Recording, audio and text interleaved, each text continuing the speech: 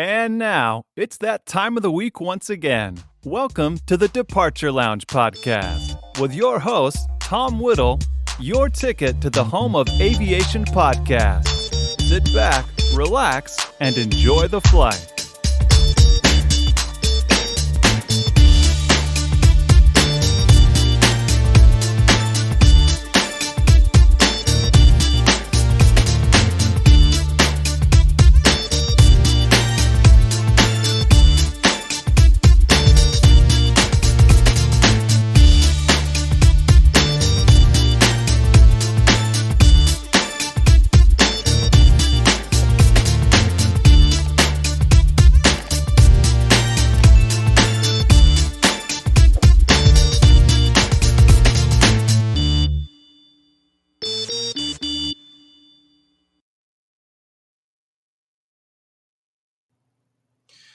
Good evening, boys and girls. Welcome to another episode of the Departure Lounge Live here on the Departure Lounge YouTube channel. And of course, if you're watching on Visions Aviation on YouTube, hello to you. I hope you are well.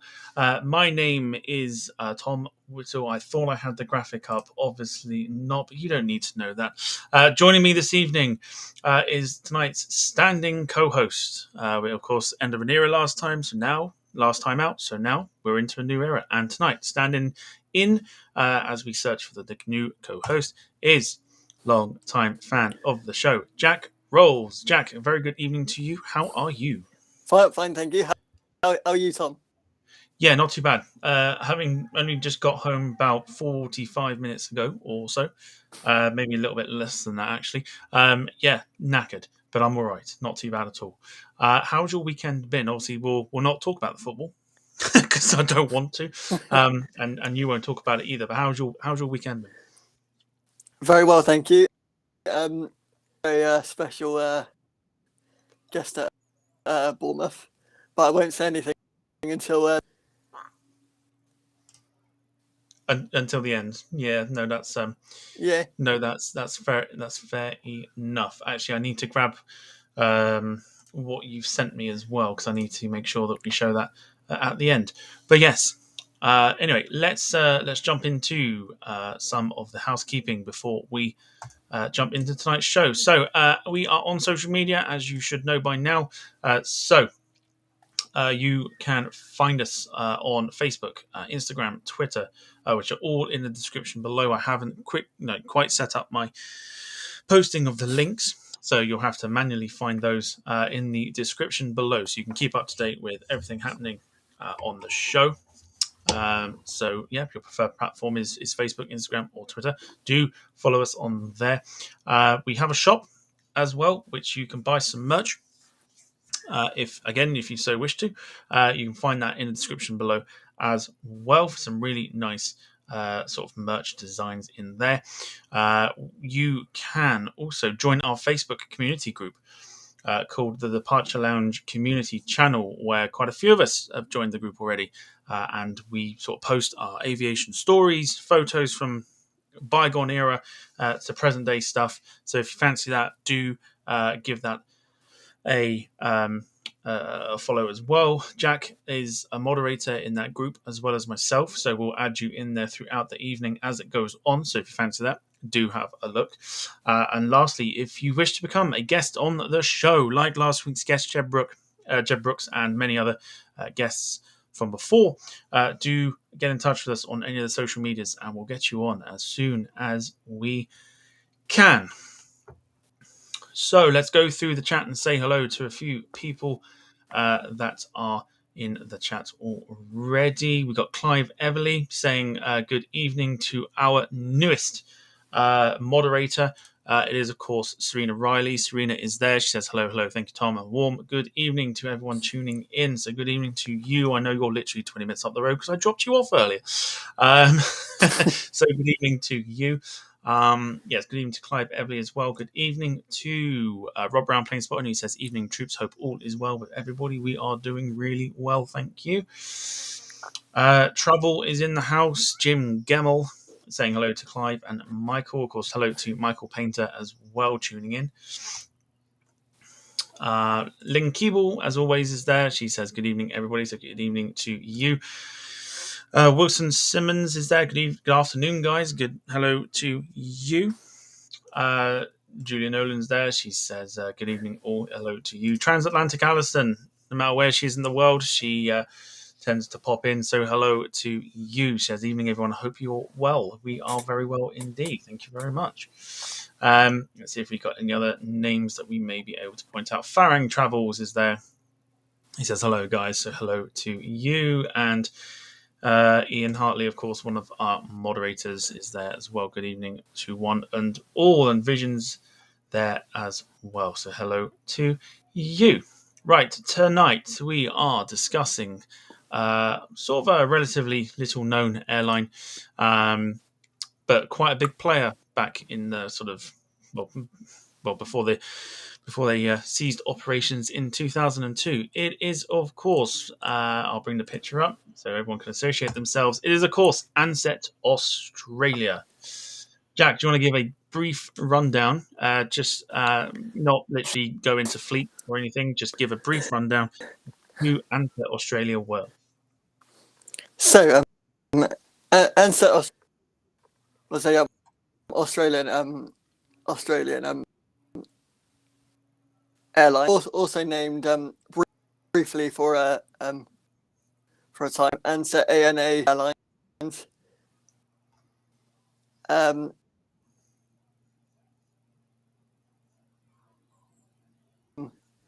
Reginald Ansett formed Ansett Airways and to his existing road transports 1935. I think your internet cut out a little bit there, Jack, but I'm hoping that that's kind of not put that off from people saying anything there. Let me just I'll pause you that sound issues. There are sound issues. Okay, so you are cutting out. That's fine. Do you want to try and reboot? Yeah. Yeah, try and reboot, and I'll give a quick rundown. All right, just me. Fair enough. Righty ho. Okay, so Ansett Australia, for anybody that doesn't quite know, what Jack was saying was that they're a major Australian airline group. They're not a small player. They were founded in 1936, so 86 years ago, as Ansett Airways or Ansett ANA for Australia National Airways. The airline was based in Melbourne, Australia. I think a lot of people tend to know they had a decent-sized fleet as well. They operated for 65 years when they ceased operations on 13th of September 2001, before then trying to reboot themselves and going out of business completely on the 4th of March 2002. The airline was placed into administration in 2001 following a financial collapse and subsequent organised liquidation in 2002, as we just mentioned. The last flight that Ansett flew touched down the day after, 5th of March 2002. I'll just see if Jack is back. He's not back yet. That's fine. Let's go through the beginnings of the airline. It was founded by Reginald Ansett, Australian businessman and a keen aviator as well. He was best known for founding the Ansett Transport Industries, which owned one of Australia's two leading domestic airlines, which of course was Ansett. He was primarily focused on road transport. Decided to dip his toe into the airline industry, which turned into a bit of a success. Jack is sort of there. I'm trying to make sure he's trying to come back, but here we go. I'm hoping let's just see if he's okay. Hello Jack, there. speak to us. Speak to us, Jack. Hello there. I think you're all good. Good. If there's any more sound issues, guys, just do let us know. Do let us know in the chat if there are any more sound issues. But Jack, we're going on to the beginning of Ansett Australia. So the beginning. So Reginald Ansett, who brought this wonderful Singapore airline to life. So he can transport business like 1835, but he wanted to in something like airlines such as the one, and so he was also to the railway industry. Okay, let me just see if there's any sound issues with what you've just said there. If anybody can put in the chat whether they heard everything Jack said there or whether there was a slight sound issue. People still saying you're having a sound issue, Jack. People saying glitchy. Yeah, okay. All right. There are some issues. Yeah, people saying there's some sound issue. I think because you're cutting out because of your potential internet connection. I'm not entirely sure why. You got it on Wi-Fi. Take it off Wi-Fi. I'll take him off screen while he's trying to sort that out. However, nice little surprise. We'll bring him on just now. He's probably not expecting this, but hello, Ken. Hi guys. How are you doing? I'm doing well. I'm cooking dinner. Cooking well, dinner? was. Starting your arse, you're not. Oh no, because I've managed to get my gammon out of the oven, so it's now Sarah's doing all the veg. Oh, lovely. Fair enough. Fair enough. How are you, Tom? Whilst Jack sorts out his sound issues, we do have Ken with us. Bring them in sort of slightly earlier than we planned. And you've just messaged saying that you'll jump in, but you've got no idea about this airline. No. Do you know nothing at all about it? I've heard of them, and they're Australian. That's because we've just told you, isn't it? Yes, yeah. And also, what you said earlier was actually quite interesting. So, yeah, I'm all ears now. Have you noticed I've got my... Oh, hang on, that way. Look, my biggest fan behind me. I don't have the sound effect. Otherwise I go... Awesome. But no, come on, let's go. Because obviously, you can educate us, Tom. Well, I'll try to. Right, let's see. Jack. Let's hope. I've turned off the router and turned it back on again. All right, we'll give it a try. But Ken will sit here with us and be educated by our research on Ansett. So as I mentioned, they were founded by Reginald Ansett as he ran a road transport company and dipped his toe in the airline business. The first sort of aircraft that they flew, just trying to get an understanding of this because I'm trying to go through my notes here as to what they flew. Yeah. Go on, Jack. You've probably got it. It's the Fokker Universe. Fokker Universe. Got to be careful how you say that. Yeah, please don't swear. This is Channel 4. Yeah. Yes. Yeah. The Fokker Universal was the first aircraft that they flew. I think in their sort of their short term sort of idea in terms of getting people from A to B rather than doing it via road, and it turned out to sort of be a little bit of a click for Reginald because then he decided that he was going to expand and try to sort of become Australia's number one sort of airline. Of course, they merged with the likes of Australian National Airways, which of course allowed them to kind of expand a little bit more. And they also sort of tried to go head to head with another Australian airline called Australia Airlines as well, which I think merged with Qantas in the end as well. But yeah, so Ansett you could call pretty much as a whole, you could pretty much call them the sort of the Virgin, pretty much like the Australian like Virgin to British Airways kind of role with Ansett and Qantas. So you had two big players for Australia, like you do here in the UK with British Airways and Virgin. I think you'd probably put them down as a bit more of the Virgin Atlantic kind as well. We're trying to compete with the likes of Qantas as well. But yeah, the first route that Ansett had was between Hamilton in Victoria to Melbourne, operated by a Fokker Universal monoplane in 1936. The rapid success of the airline led Ansett to float the business in 1937, and that, of course, allowed them to basically inherit some Lockheed Electra aircraft. So they were getting bigger aircraft to kind of fly a little bit further. Of course, during World War II, they opted to suspend all their scheduled services except the Hamilton service in favour for more lucrative work for the US Army Air Forces.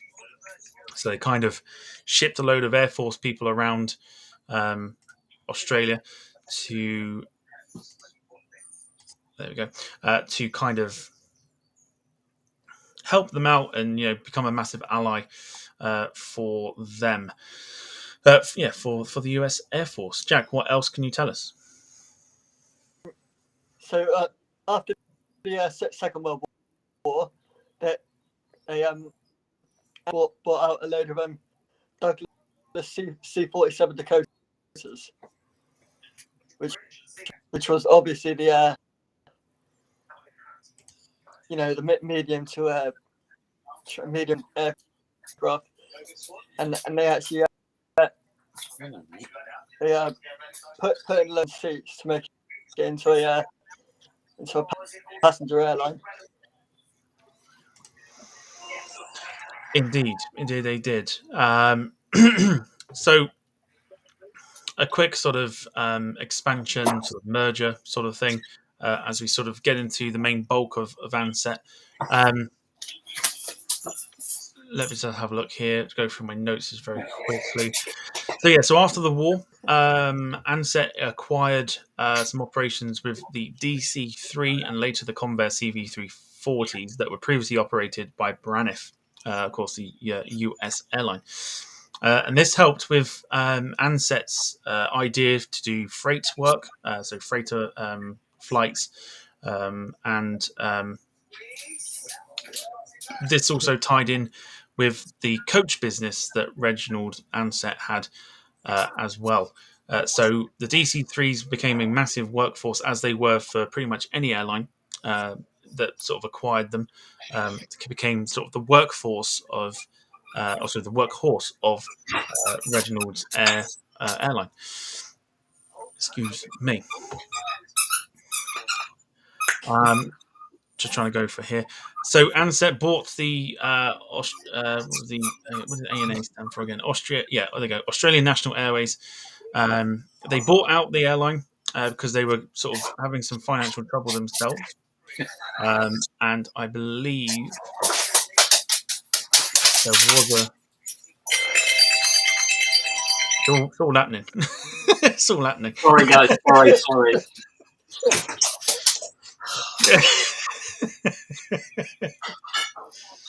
Oh dear.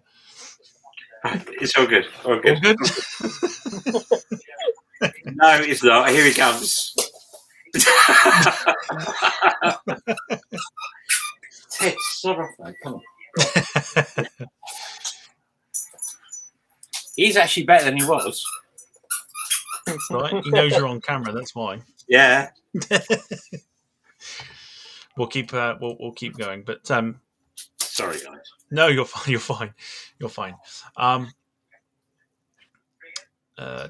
So Australian National Airways continually declined the offer from Ansett to take over the airline that was struggling financially and potentially going out of business. But in 1957, Ansett finally bought the airline for £3.3 million, which, Jack, doesn't really sound like a lot, especially in today's money. Yeah, considering how much you look at money now, it's threepence. I'm just going to see. if we can just say in the chat, those watching, if there are still sound issues with Jack, I know I'm getting a little bit of a cutout. Ken, Yeah, there is a bit of a cutout. Yeah. bit of a cutout still. So what year are we up to? I've now got some Jen up on the screen, so I might be able to help. Depends what you're looking at. We're up to about 1957, so sort of 50s and 60s of the airline. Okay. Okay, yeah. Keep going, Jack.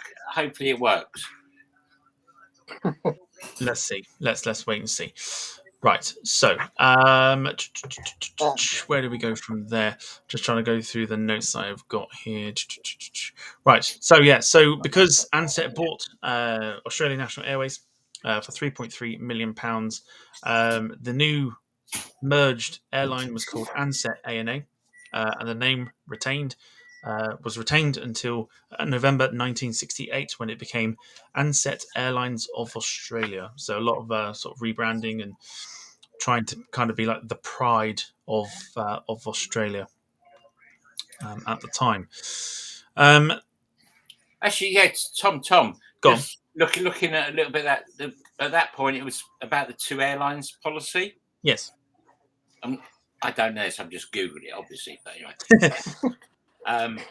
but that was where obviously the government of Australia, basically between 1940, the 40s and the 90s,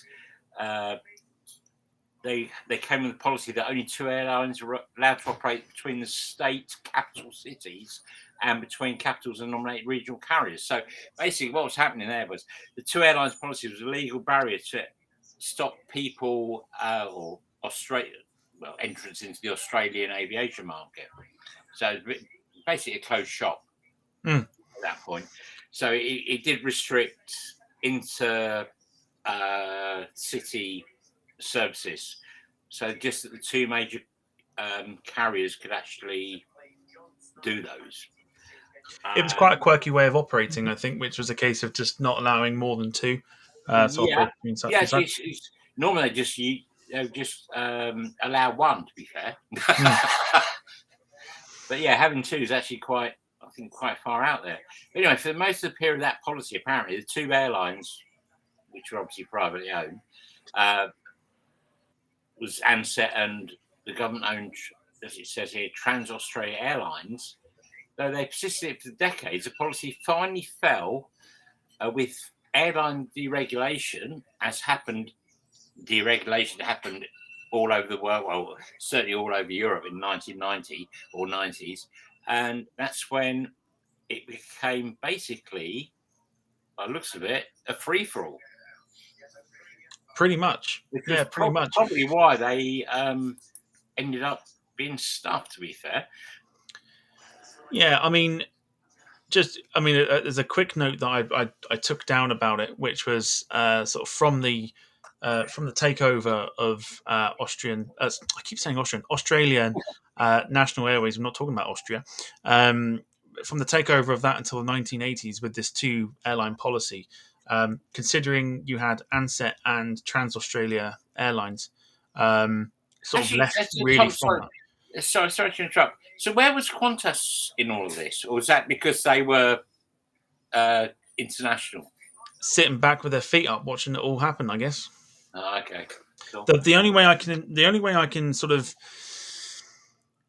the only thing I suppose is a bit like Laker, where someone's trying to come in and try and be revolutionary, and the big airlines sort of sitting there going, "Nah, it's not. No, just let it happen," sort of thing. And I think that's what Qantas did, because of what Reg Ansett was trying to conquer, was to try to make sure that whatever he did, no other airline tried to do it. And we'll get onto that a little bit shortly. I think I like this guy, actually, to be fair. Yeah. It's pretty much, I suppose it's like the attitude of anybody, really. It's like, if you're gonna set yourself up to do something, you've got to make sure that no one else does it. Yeah. So it goes for pretty much anything in life, really, where, it could be anything. It could be like your own business, where you make sure that it's kind of like you trademark everything and make sure no one does it. It's a bit like, with I suppose in a way Laker as well, where it's like we're going to do this, but we're also going to make sure no one else does it. We're going to offer out low cost type things, but we're actually going to make sure that no one else does it as well. So he kind of maybe took his own, let's say like Australian version of it, and said that in this case we know what we're setting ourselves up for. We know what we want to build, but we also want to make sure that nobody else copies our brand because we know it's going to be successful. And that's kind of, to me, what that sounds like. Oh, I wonder if any of our viewers have actually experienced Ansett. That'd be quite interesting. I'd love to know. Yeah, I'd love to know. If anybody has actually experienced any flying with Ansett, please do tell us. And we'll have a little story time.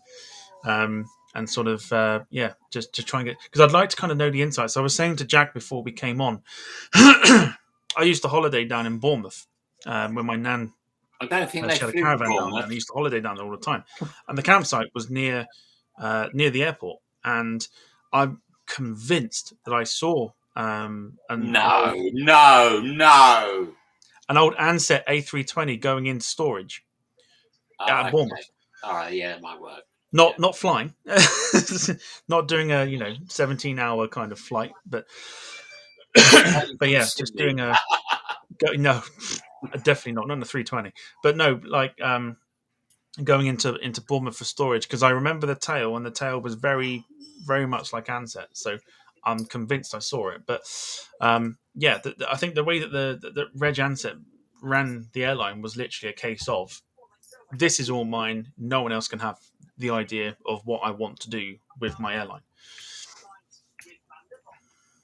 Which is crazy to think about, because you don't really get that nowadays either, where a lot of people will think, oh, that actually works, so I'll take that. But now it's like, I want that, it's mine. So yes, anyway, take Ken off for a minute. There we go. So the two airline policy was quite an interesting one, as we were just mentioning. Ansett and Trans-Australian Airlines were sort of battling it out between the two.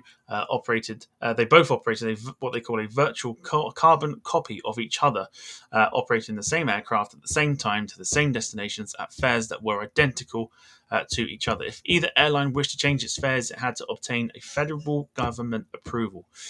So a very interesting insight to what Australian aviation was like. There we go. Ken's back after turning his telly off, apparently. Yeah, I was turning the telly off. Sorry. That's all right, because I've not shut my door, so never mind. We're all slacking here tonight. To be fair, the dog's actually been okay at the moment. No, that's all right then. That's all right. I'm just worried about all the other noise that's coming from downstairs. But No, that's fine. So I was just mentioning, I don't know if you heard that just then, Ken, about the two airlines. Excuse me. They had to operate the same aircraft at the same times to the same places at fares which were identical, and if either airline wished to change its fares, they had to obtain a federal government approval. Oh, how ridiculous! Oh my god, crazy, isn't it? Yeah, it's crazy. That's like EasyJet and Ryanair doing that, and then if EasyJet wanted to change their price, they had to go to the government and go, we want to change our prices to this, and they had to go, yeah, okay, fine, and tick it off, sort of thing. It's almost like asking your parents for a lesser fare or higher fare sort of thing, just because you want to try and make a bit more money or try and get more people to fly with you. So what was Qantas doing at this point when you got these two airlines, Ansett and the other one? I can't remember. Sorry, flying internationally probably, and just letting it all unfold in the background. Right. Okay. It's just unbelievable.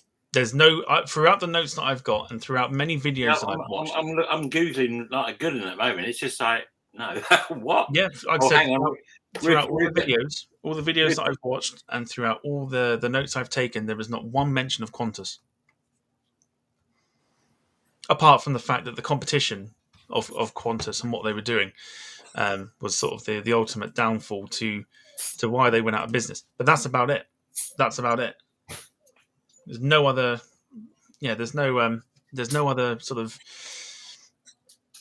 information that I can find that Qantas had anything to do with this. They just were just like as you say, in the background. Yeah. Yeah, it's crazy. But There yeah, goes so my roast dinner. It's now Yes. being served on the patio, which I Oh. now can't do because oh, you called lovely. me in Okay, early. halal for now. Anyway, so You go enjoy. no, fine, right? Because it's quite. I've just come up with something. I don't know if we've got a little bit. What year are we up to now? We are up to, if I can find my notes again, we are up to probably about 70s now, I think. Okay, all right. I'll just leave it for a little while because just found some interesting info. You can catch up. Yeah, you can catch up. A bit later on. Go enjoy your dinner. No. I'm here for the long term, mate. Fair enough. All right, fair enough. So I mentioned earlier that Reg Ansett set out to ensure that no other competitors could rise up to the challenge of his airline. So he took control of 2 more airlines. He took control of Adelaide-based Guinea Airways, which was then renamed Airlines of South Australia, and Sydney-based Butler Air Transport, which was then named as Airlines of New South Wales. The takeover of Butler Air Transport was achieved with support from the Menzies government and by Ansett engineering his employees' purchases of Butler shares, which in the same sort of similar kind of way had just been sort of attempted by Butler themselves. So they tried to kind of reverse what Ansett's employees were doing.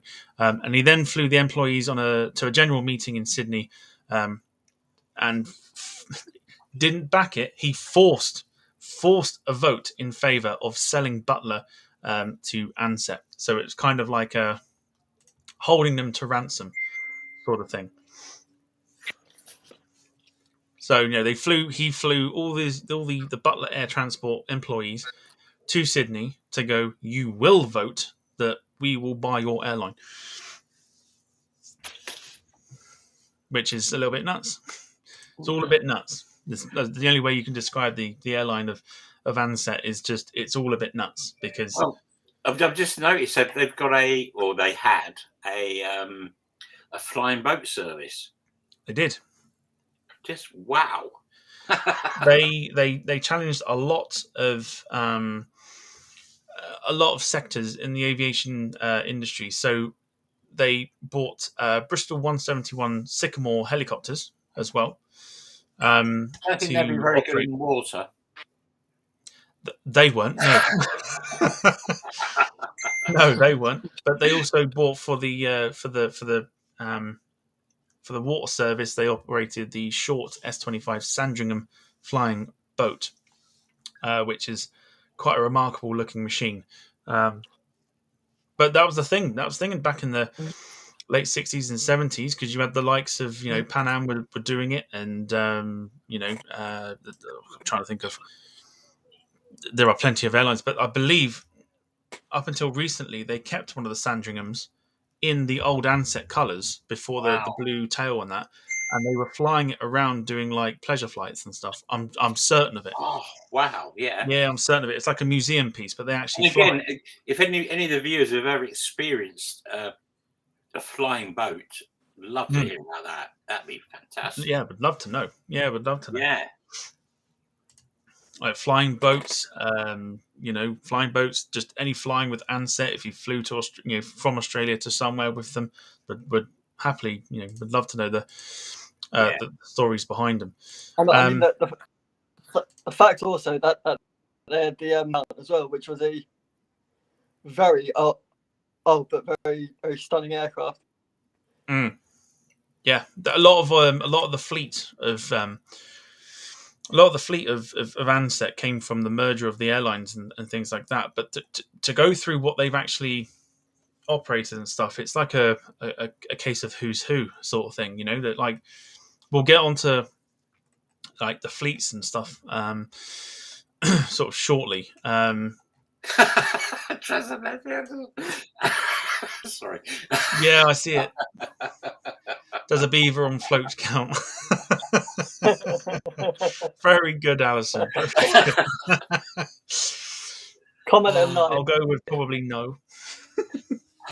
But I know there is. I'm sure there is. I'm sure there is a. It's like the de Havilland, isn't it? De Havilland like beaver. I can't think of what it's called, but there is. I'm sure there's a beaver on float, so it's probably not the worst thing in the world. But yeah. So not only I can hear my wine cut incoming. Excellent. Lovely. Yeah, so flying boat services, helicopter services, they tried pretty much everything that they could to kind of try and get as much of what they could do out there. Just trying to have a look here.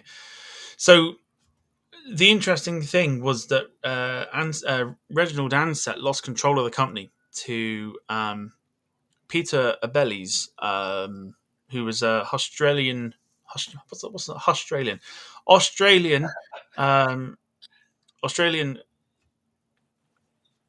Hungarian refugee, but he went to Australia as a refugee. So Australian sounds about right. Peter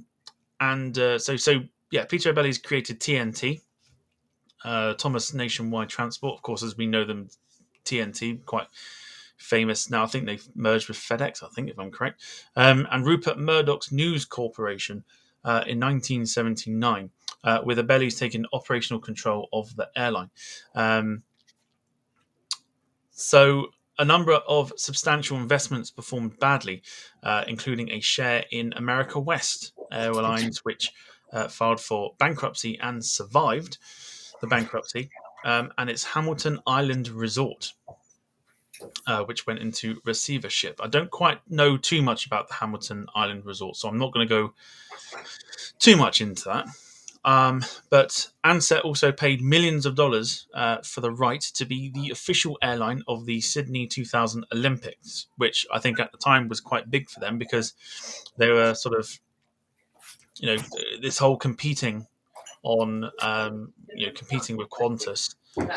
For them to be the number one airline for an Olympic sport, or the Olympic Games that's being held in their own country, it was quite big. It's advertising. It's advertising. It's literally just like a big banner to say this is the national airline of Australia, and it sort of worked for a period of time. And I remember some of the planes they painted as well. They painted some of their planes in some really cool Olympic Games sort of colours and things like that. It was really cool. So yes, they paid millions of dollars to be that, but the investment was generally regarded as unwise, as a thing not to do.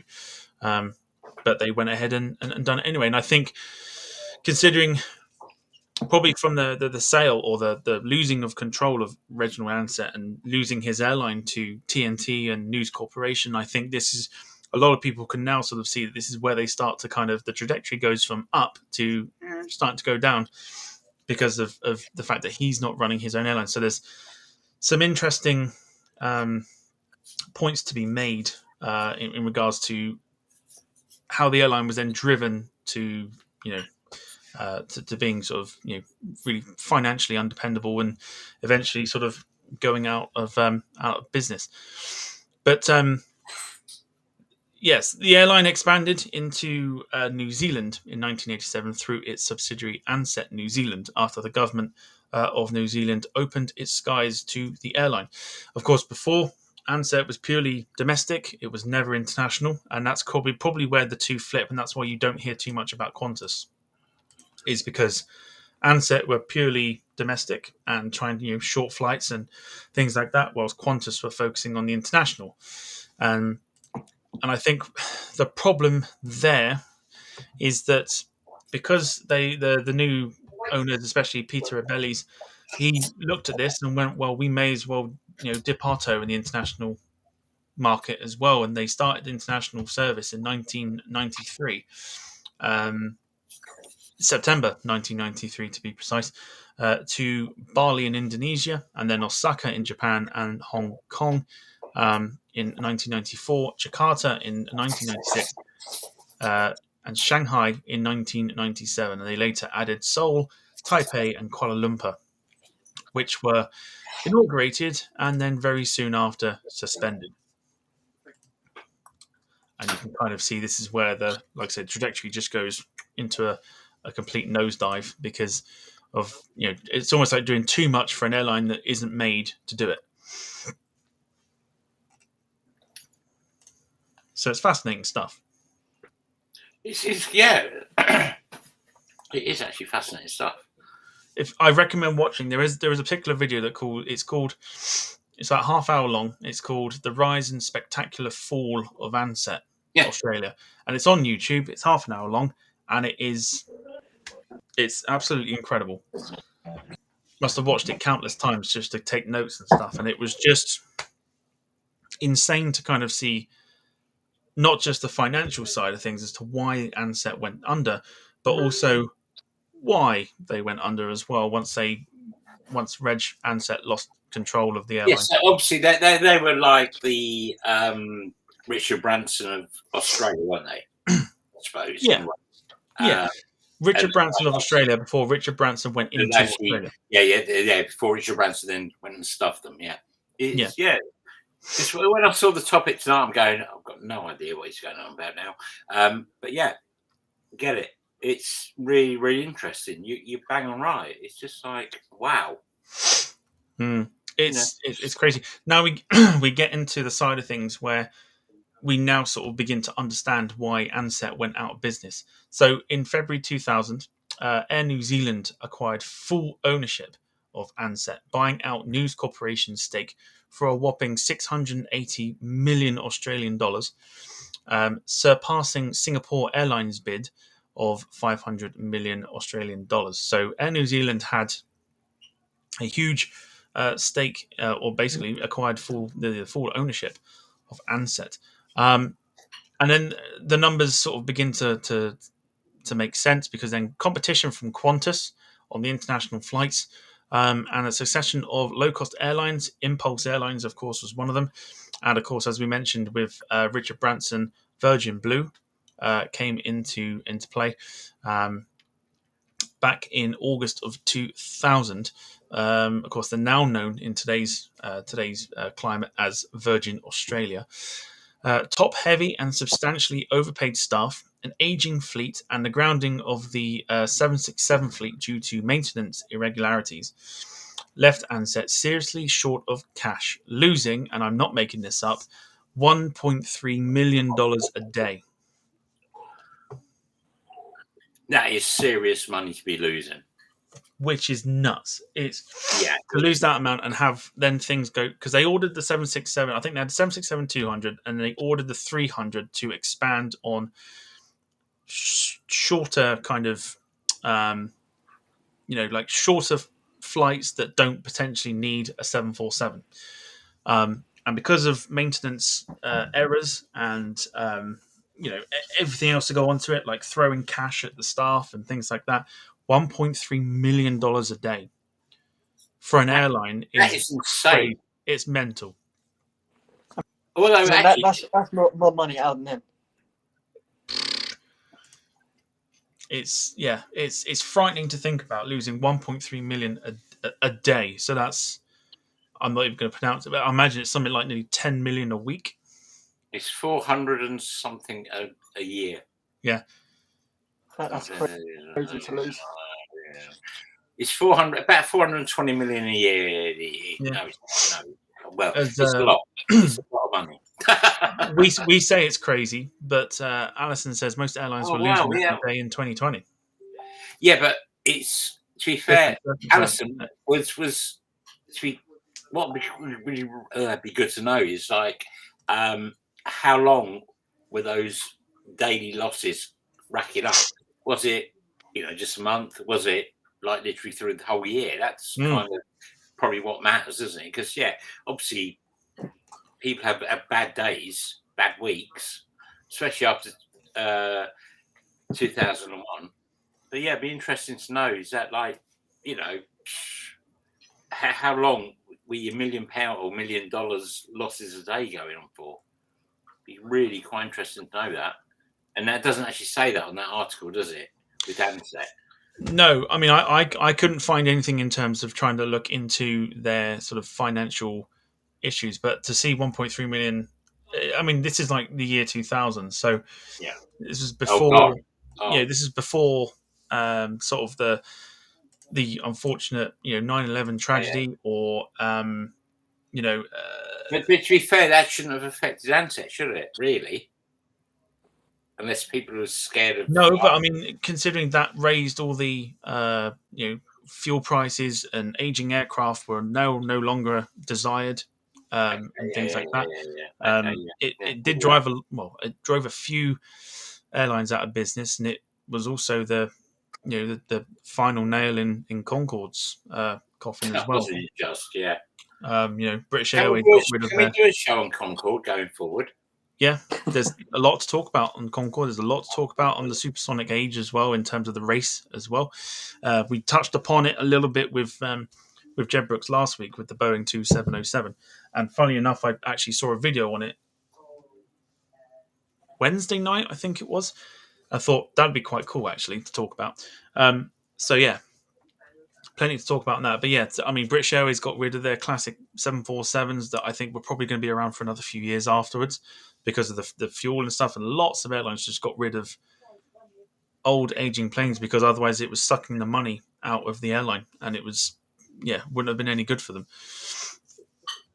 But yeah, 1.3 million in a world where fuel was fine, I think at that point, and it's crazy. Just but if airlines are doing that nowadays because of pandemics and things like that, maybe it's not as crazy. But I think to us, losing 1.3 million dollars a day was crazy. But yeah, so because of the loss that they were making, and the fact that Ansett was seriously short of cash, Air New Zealand, of course, who had full ownership of the airline, attempted to cut Ansett's costs while expecting to maintain some of the same level of revenue. So they were trying to save money but make the same that what they were trying to bring in, and Yeah. ultimately didn't work because the cost cutting actually hurt Ansett rather than try to heal it. It actually made it a hell of a lot worse. Tom, just 2 seconds. So, did Air New Zealand continue the Ansett brand, or did they just merge it into? Well, actually, they must have done the Ansett brand, must they? I believe they carried on. Yeah, I believe they carried it on even during the Sorry, stupid question. Yeah, they must have done. yeah, even during the cutting of the cost cutting measures that they took. They continued with it. They tried to kind of slimline it down as much as they could, while also trying to bring in the same amount of money with less options, sort of thing. Yeah. And it just didn't work. So it was something that they then turned into, like it just didn't work. I'm just trying to go back to where I was with my notes. So additionally, Ansett's fleet of aircraft had been allowed to deteriorate as well. So they were not well looked after. They were not maintained well enough, which of course then led to the grounding of the 767 fleet, because they were just being allowed to deteriorate, and they just didn't have the money to pump into these planes to maintain them that they so obviously so desperately needed. So it just led to 767s being grounded. And not to mention, this was during Christmas 2000, and a full grounding. So it was a partial grounding in Christmas 2000, which of course is not what you want to do over the Christmas period, because people will be flying out to families and everything else. But they grounded that lot partially, and then a full grounding came in Easter 2001. So Ansett was therefore unable to compete with the new low-cost carriers and Qantas, which were able to run at a loss on some routes, but they could not maintain revenue whilst cutting their costs, which included laying off staff.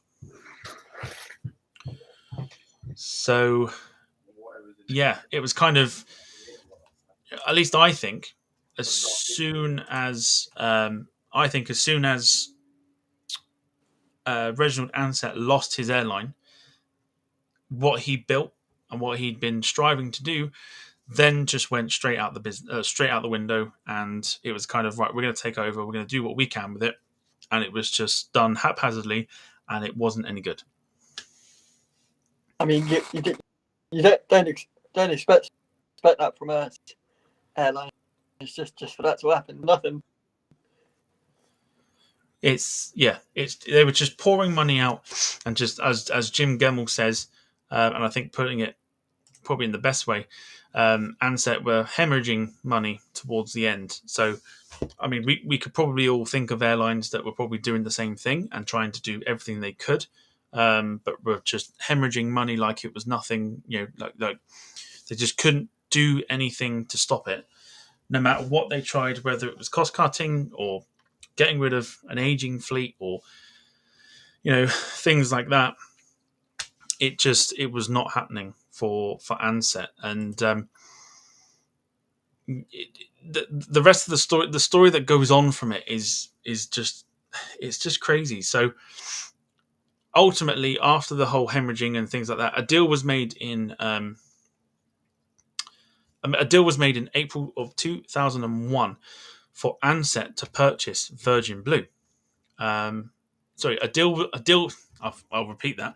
A deal made in 2001 for Ansett to purchase Virgin Blue was then blocked by Richard Branson in August, and Singapore Airlines, which was initially blocked from buying Ansett, was also prevented from investing further in the Air New Zealand Ansett group by the New Zealand government. It then declined to take up an earlier proposed deal to inject over 500 million Australian dollars into Air New Zealand after Ansett talks collapsed. In early September 2001, as the trouble worsened, the New Zealand government then prepared to rescue Air New Zealand by eventually buying 83% of the company for 885 million New Zealand dollars, which is a hell of a lot. And let me just go through the notes here. So $885 million for 83% of the company. But what it did was then also cut Ansett adrift. And despite public pleas, the Australian government refused to bail out Ansett. So where have we heard that one before? Where the government refuses to bail out an airline? Where have we heard that before? Laker Railways. Laker. And we've also heard it with Flybe. Yeah.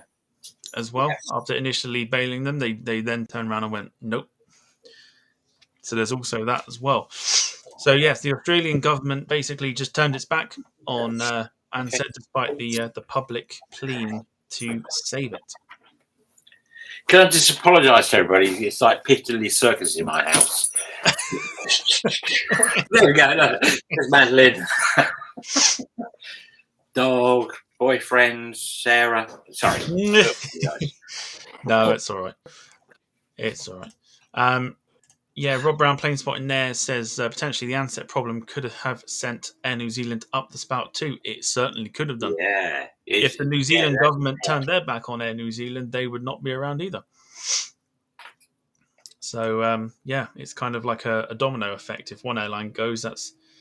Yeah, and lots of people just mentioning there, Jim Gemmell with Flybe, mentioning about, where have we heard that before? He says Flybe. Yeah. Transatlantic Allison saying Virgin. Of course, we had that issue as well, where, Virgin, I think, were then bailed. Actually, did Virgin get bailed or not? I think, were they not given something? They were given some money, I think, because it caused an uproar as to why they were allowed to... I'm sure it did. I'm sure... Alison, did Virgin get bailed? Because I thought they didn't.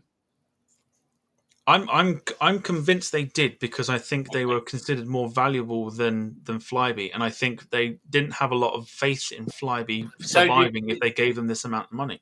Did BA get bailed as well? Possibly. Oh, there you go. No, there you go. Look, no, My bad. I've right. just Wow, pressed the star on wow, that. Meant to save that. There you go. Private investors. wow. Okay, I didn't think they were bailed. I must admit. No, so they weren't bailed, but they were invested in. So there you go. Every day is a school day on this channel. Yeah, yeah. No government cash. Yeah. Hey, Yeah, fair same play. as Visions. That was exactly the same as Visions. No bloody government cash at all. We had Yeah. to take loans. Mental. But, so no, I'm sorry. There you go. BA got cash. Oh, did they? Oh, wow. No swearing. Yes, I know. It's a strange world. It really is a strange world when it comes to airlines and stuff. But yeah, so quickly running out of both lines of credit and options as well. Air New Zealand, a day after 9/11, September 12th, 2001, placed the Ansett group of companies into voluntary administration with a company called PricewaterhouseCoopers. Wow. Actually, why would they do that? Because that had no effect on them. They were like, obviously, Aussie internal, maybe going over to New Zealand. So, why did 9/11 affect them? Really? Again, I think it's aviation. It's a rhetorical question. It's like, what? Yeah, it would have affected aviation globally, but I think at this point, with Air New Zealand placing Ansett on into administration, it was more of a case of, okay, we're throwing everything we can at this to try and save it, but it's almost like trying to save a sinking ship, or trying to put, they called it a square peg in a round hole. Okay. And it's just not doing it. And I think that not knowing the future of how aviation would. Yeah, but it's the same as COVID, right? Okay, COVID came along. Yes, it was all doom and gloom, wasn't it? It was pretty much doom and gloom. And all of a sudden, like even BA was saying that the 380s wouldn't come back into service until 2024. Hey, they were back in service end of 2020. You know, it's kind of like. I think they just gave up on it. I think that's kind of Air New Zealand. You know, after this group nearly put them out of business, it was a case of, we're just going to give up on it because it's we were that close with dancing. We're dancing with danger. Yeah. But yeah. But could they have given it to somebody else to try and save and potentially put somebody else out? It's one of those things. It's like, I don't know. I'm kind of guessing that Ansett were probably not that profitable. Probably not with all the issues that were going on. And I think the record as well with the maintenance of the planes and being allowed to deteriorate and stuff, I don't think installed a lot of confidence in many airlines that were potentially looking at it going, oh, we could probably save that. It's like buying a new project and then suddenly that project not really going well. Yeah. Like, we've seen it with, to bring it up, we've seen it with like football clubs and stuff. People buy football clubs. Now it's shush now. Not saying nothing, Glazers. Not saying nothing. But it's like I'm not going to say like Derby are going out of business, but people are trying to buy Derby County and things like that, and trying to bring it back to what it should. It's anything. It's any kind of Bury Football Club, Macclesfield Football Club, whoever. It's kind of like you're taking a new project. Yeah. Good shout. That. Yeah. So it's like anything you can try and throw at it, and it's like it's just either bouncing off a wall and it's not happening. So, I mean, Rob Brown makes a very good point. Same story with Air Berlin. Air Berlin you can imagine the exact same sort of thing. Qatar can only flog a dead horse for so long. Well said, Rob. Big Brother's pockets are indefinite piggy banks. And that's why Air Berlin, of course, another one that was, huge. Not just a small airline, they were massive. They were flying to America. They were flying to all these different places. And then all of a sudden, they're in trouble and airlines don't want anything to do with it. That had bought some company stake in it. I think it was it Etihad? I think it may have actually been Etihad, not Qatar, that had some stake They bought some stakes in the airline and then pulled the plug, and then that killed it off completely. So it's very similar to that sort of story. It's a good shout actually with Air Berlin. I completely forgot about that. And that's also potentially another one that might be worth speaking about is Air Berlin, because I think that pretty much came out of nowhere. Even though they were struggling financially for a few years, it wasn't drastic. It wasn't. He's only turned the light on this. It wasn't drastic. It wasn't, But yeah, that's for another story. So I think, just in the end, I think it's a case of they weren't seen as profitable anymore.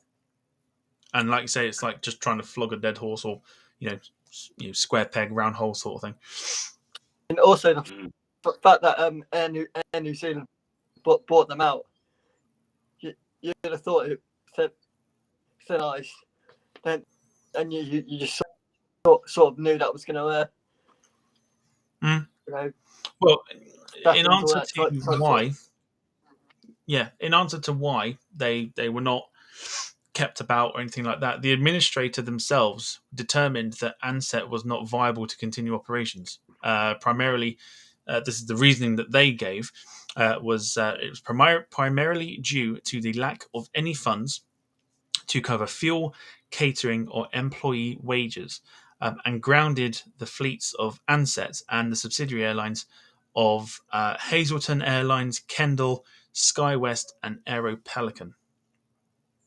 So the entire group, not just one airline, the entire group was grounded because of the lack of money to cover what was needed to essentially fly the planes. They were basically screwed, obviously. Screwed is probably a good... Sorry. I'm not screwed is probably the best way of putting it, which is a massive point. They were just like, they were done. When you're done, you're done. End of. That's it. I presume you. I don't know if you get Tommy going on to the fleet they had on the last day. But I'm just looking at it now, and you're thinking, "Wow, that's a good fleet," but obviously their business was not viable. Yeah, we will touch. Yeah, we will touch upon that. There's still a lot more that went behind the scenes, like a lot more that went behind the scenes in order to get Ansett basically out of the skies for good. Pretty unbelievable, really. But once the decision of putting Ansett into administration, essentially, was made, all the flights that were in the air at the time were allowed to continue to their destinations. And the sad thing about it is, and I even now I sort of feel for the people that worked for the airlines and the subsidiaries and stuff, and even the passengers. No one of either the passengers or the crew or any staff members were told about the stopping of operations. Oh, what? Whoa! Nobody Whoa. was told about it. No one was told. Really? So customers were flying to these places, like, if we touch upon the fleets, the 747s, they weren't flying domestically. So you were flying to Japan, you were flying to Hong Kong, you were flying to... Tommy, it doesn't matter where you're flying to, if you're not bloody... Oh my God, that's so bad. Yeah, and so bad. I mean, you could arrive in Japan, and then all of a sudden it's, oh, by the way, you ain't coming back because we've stopped operations. But then people are finding out through different methods. So for the staff members, the staff alone, not to be told that, by the way, you're probably going to be out of a job. Is you're definitely going to be out of a job. Oh my God. Yeah, well, not probably, definitely. Yeah, but definitely. To be told that is ridiculous. Like not to be told that is utterly ridiculous. Oh, I didn't realize that happened. Oh my God, that is. Yeah, that is horrible. Horrible. Yeah, absolutely horrible. That's common decency. Which this airline didn't have. Apparently, well, the administrators didn't have. Yeah. It's not the airline that the airline. Jack's right. Common decency there, right? Yeah, you look after you. Yeah, okay, you might be screwed, but you do look after your people. Not that you can help them, but you just at least have the decency to say, guys, this is what's happened. I mean, Alison makes a good point. She says crew are never told not in flight due to the safety risk being told you are now out of work while flying a 300-ton jet with 60 Yeah, tons of fuel. Understandably, yeah, but understandably, but it sort of goes from. But as soon as you bloody land at whatever airport, Yeah. they need to tell you. End of. So it's not just pilots and stuff that weren't told for that reason. It was literally everybody else that works, no matter if you worked on. Actually, Tom, to be fair, and also Alison, right? It's not as if you're going to bloody crash your aeroplane, is it? Because you've been sacked mid-flight. You're not going to actually kill yourselves, are you? But you're going to land it, but you're not going to be happy. I mean, yeah, you would hope that no one would do that, but I suppose it would be a safety thing. But then Rob Brown also points out it was the polar opposite when the passengers and crew of the Thomas Cook brand were told mid-flight, and they'd be the last flight even watched it touch down on Flight Radar 24. Yeah, because videos went round, didn't they? At the end of the day, you're on the aeroplane. You're not going to want to kind of crash, are you? But yeah, obviously rubbish. I can't say actually what I want to say, but I don't have the beat, but we can do that. But yeah, you kind of like they should not tell you mid-flight you're sacked. But I don't think that's actually going to be compromising safety unless you got some nutter on the old. Yeah, and I think that's probably where it stems from. Is kind of you got to be a little bit careful.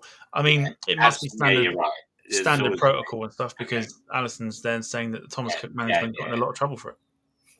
Because who knows what could have happened? I mean, we all saw the videos of the crew announcing that they would be the last flight and things like that, and crying and things like that. So it does take them off the focus of what they're essentially employed for the last time to do. But yeah, I mean, understandably, you know, you just never know. You just never know.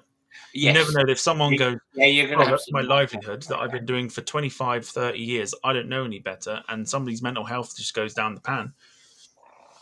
Not in trying to encourage it, but that's kind of the point that we're sort of trying to make here. So in essence, so we can understand that pilots and stuff weren't told, but it's everybody else. It's like check-in crew, check-in desks, just PSAs, anybody. Yes, yeah. Nobody was told. Yes, the whole staff. Because let's face it, an airliner will only take off if you've got the support of the whole crew, from the check-in desk to the crew. I can't. Just no. I mean, the flight attendees, the ground happened unless. Yeah. So when I looked at my machine. Yeah, when I looked at the notes and stuff, it didn't just mention a handful of job roles as to who weren't told. It says all the employees, like all of them, ground crew, all of them, no matter who, how you work for this particular group or this particular airline, all of them were not told.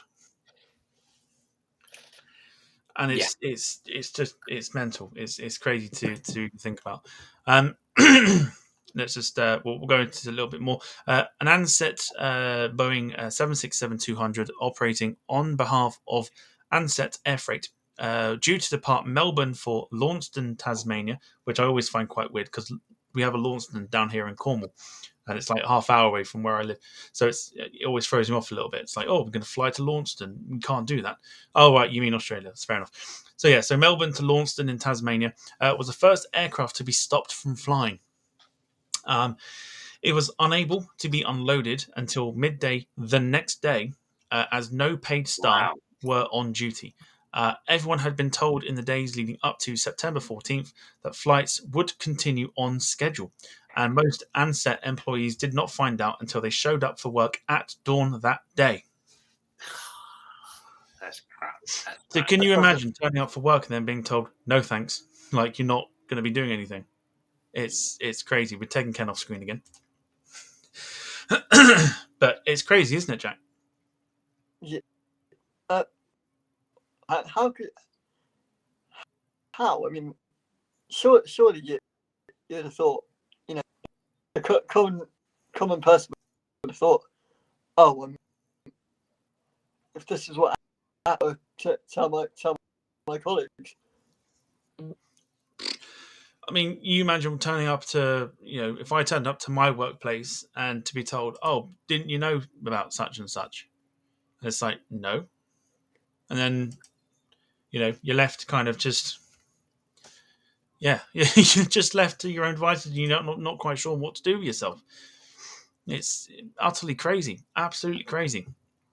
I mean, the fact that they only got told at the crack of dawn, that just goes to show, no, that probably wasn't thought out until they at least got a coverage to it.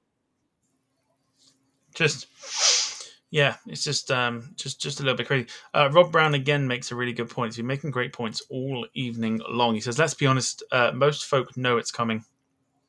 It's a case of when, not if. These airlines have a slow, painful death. Flybe, Monarch, and Norwegian, to name a few. Financial issues can be a public affair. Because we all know about the issues with likes of Flybe and Monarch and stuff, but yeah. So a little bit more about the collapse. Thousands of passengers were left stranded, and more than 16,000 people found themselves out of a job, making this the largest mass job loss event in Australian history. Widespread protests were held by workers, including the blockade of an Air New Zealand plane about to carry then New Zealand Prime Minister Helen Clark home from Melbourne. So a lot of people very, very angry about the decision to place the airline into administration. I mean, well, to see why they're a bit upset, but I mean, so to have to be a country that you don't even know or something like that, you'd have thought, why am I here? I mean, I just got bought here by a plane. Now I can't get back. Yeah, it's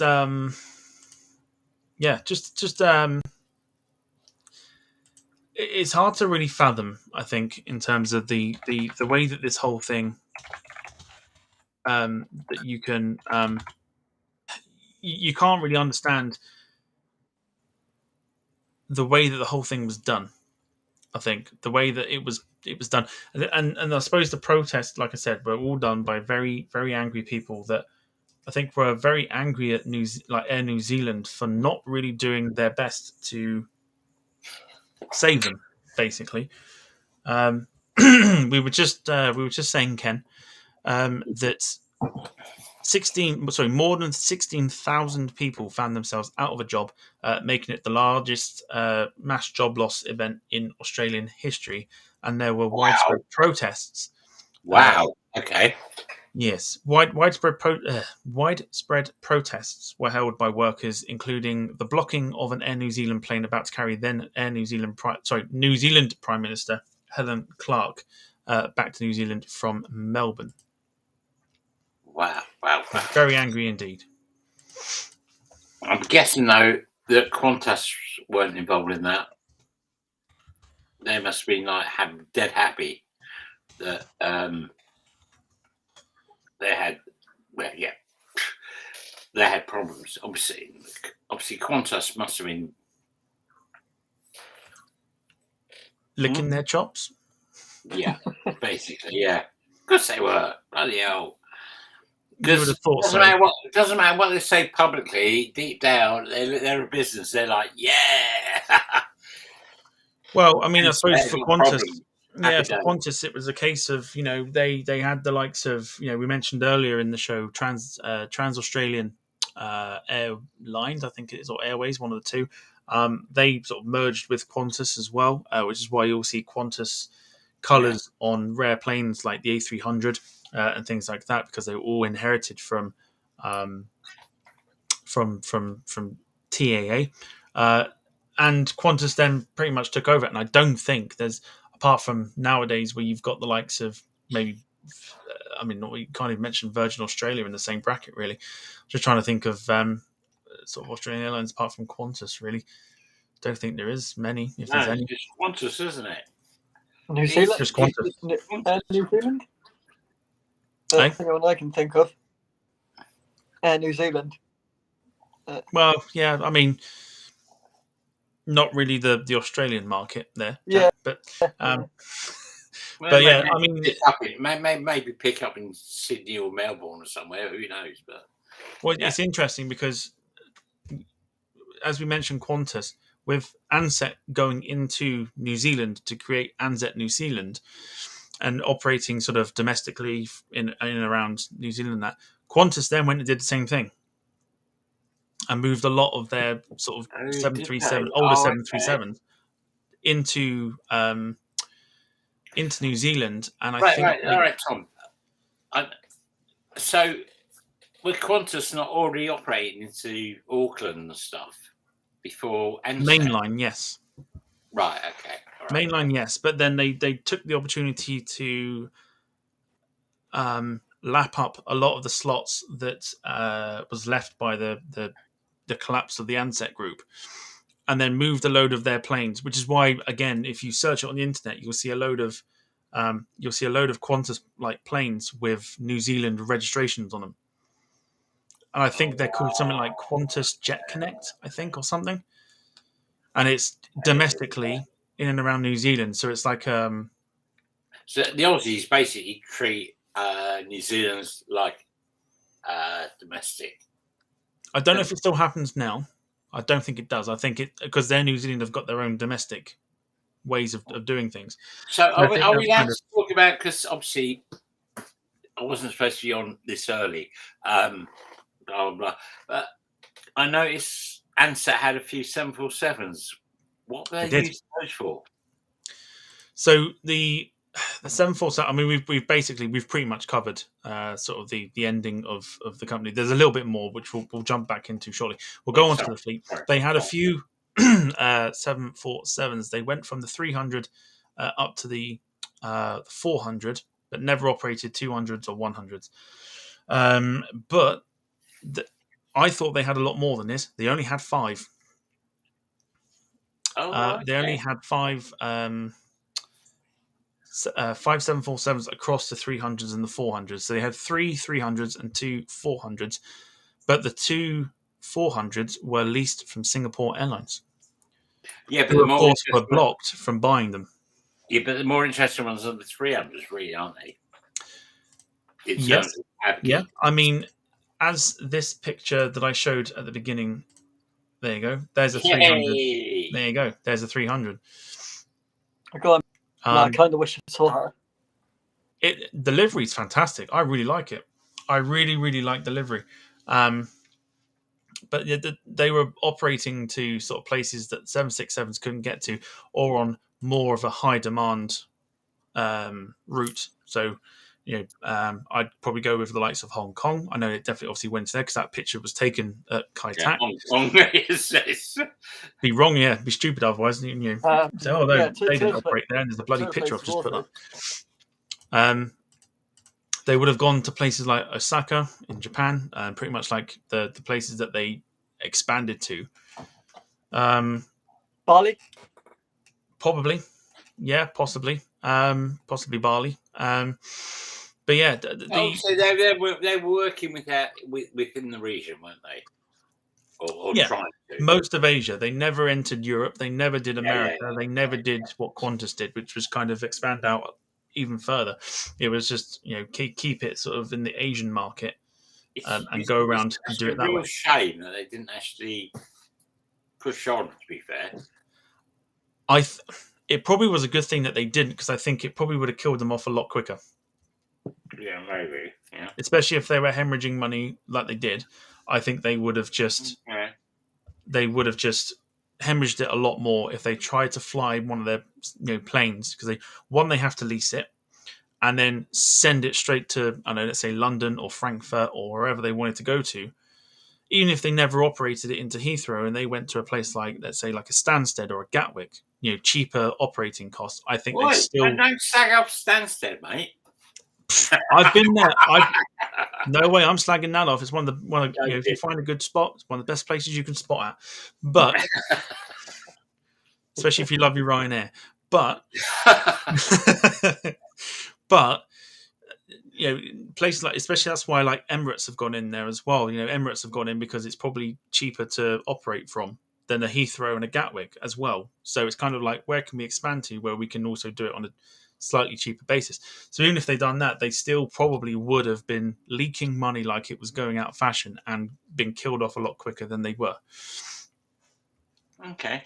I think that's what I think anyway, especially if they were hemorrhaging money just because they were operating what they did. Tom, do you not think that their lack of ambition actually killed him off? It's a good way to flip it. Probably. Question. I think so. No. I think so. I think what we could have seen from Ansett is probably they could have been Qantas low cost. Yeah, they could have operated or they could have come up with a model that probably would have worked for them, and then would have been taken on by the likes of Qantas and anybody coming into it, Jetstar, anybody else could have gone, oh well, would Ansett still be around today? No, not a chance. But they might have actually reduced the prices for a while anyway for Qantas and would they have gone on for longer? They probably would have done, but they would not. I still don't think they would survive today. No, totally agree. And maybe a lack of ambition, because I think, like I said at the beginning, they purely went into domestic business, and because they saw Qantas thriving on the international scene, it was like, we'll have a piece of that. And I think it's almost like you see the likes of now JetBlue coming across to the UK. You see WestJet flying to the UK. You see any sort of low cost going off to places you never thought you'd see them. And actually, you just mentioned JetBlue? Do we actually know how that's working out for them? Or have we got any inside information about that? Because you kind of look at it and go, really? But maybe. I know they retained their slots. Yeah, I want to say it's done quite well, or it's doing well. I think so. I know they've changed the arrival times now into Heathrow to early morning, like really early in the morning. Because I think the one and only time I've seen them at Heathrow was they came in about 9 o'clock in the morning. Now they come in with the rest of the transatlantic stuff, which is about between 6 in the morning and 7 in the morning as well. And then they go out afternoon, about 1 o'clock-ish, I think. But yeah, they're doing really well. They're doing really well. And Alison backs that up as well. She's pretty much in the know-how. Saying that they're selling well and they've applied for more slots. Oh, good. Well, so good on them. Yeah, good on them. Yeah. But yeah, I was eating roast potatoes. Sorry. That's I'm thinking on bloody dinner that I should have been eating whilst I was waiting. Anyway, no, it's fine. But yeah, I think it could be deemed as a lack of ambition, maybe entering the international market late, like far too late. Maybe you could probably go with that as well. So it's really, yeah. It's yeah. Oh, hang on a minute. Oh, Alison says it's not good. Hang on. We've been made fools of. I think she's being sarcastic. She'll clarify that, I'm sure. Yeah, hang on. She'll clarify Alison, that. clarify, please. Yeah, because we just sat here and gone, woohoo! But yeah, so I mean, just to kind of touch upon a little bit more of the sort of the demise of it,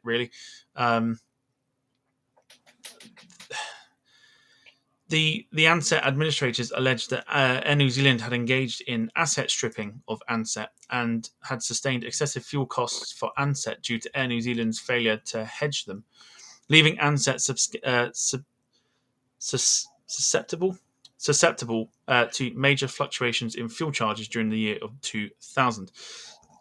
Almost like Air New Zealand putting their bill onto Ansett, just so they could save a little bit of money.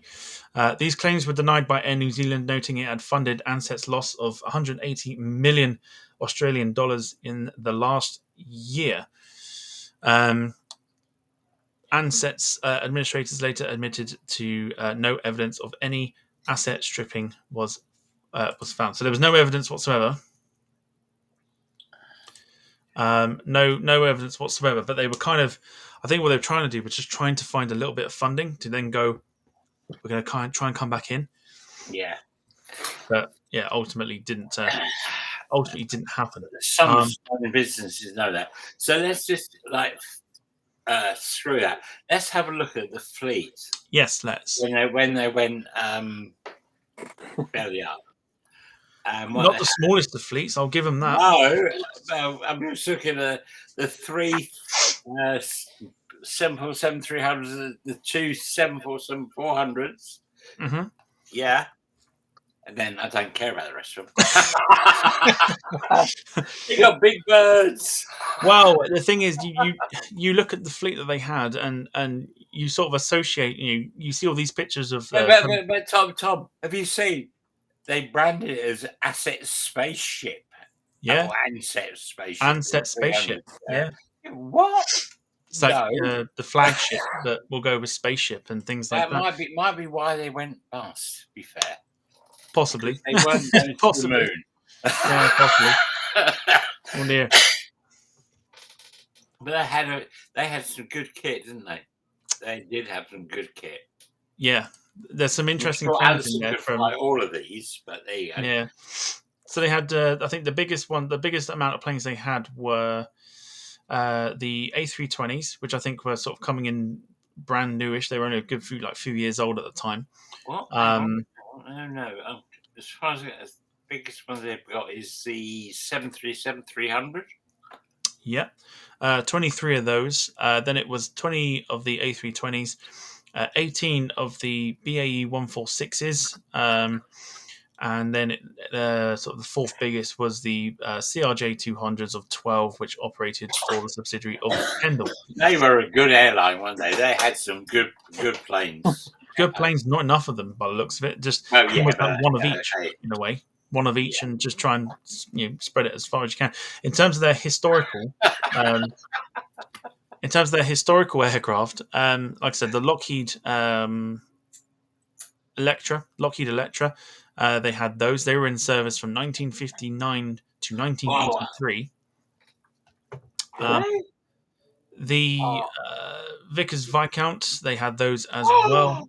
I think they were inherited from the sort of takeover as well. Oh my god, 727s. I think they were inherited as well. Guys, we are literally scrolling down on Wikipedia at the moment. You can come and join us. We are for this bit. I've just pulled it up on the page. Let's have a look here. They had 41 DC-3s. They also owned DC-4s, DC-6s, the incredibly horrific Aviation Traders Carver, which is the funny plane with the big bulbous front, which looks like So what was that one? The Aviation Traders ATL 98 Carve Air. I'm not finding that. Ugly looking thing. That's still news off. A rather sort of interesting short takeoff and landing plane they had was the de Havilland Caribou, which they had 4 of. Cool. Which I thought was quite interesting. Quite a few DC-9s, 12 of those. Fokker 28s, F-Ocker 28s, 4 of those.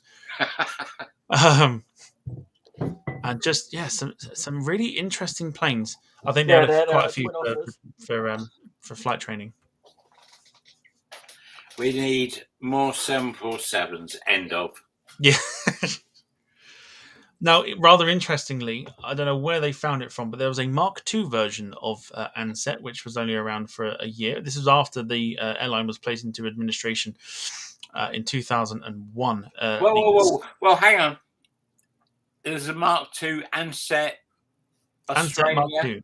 Yeah. Really? They Okay. relaunched it. Yeah. Okay. So they relaunched Ansett Australia from October 2001. So literally not even a month later, which then went out of business in March 2002.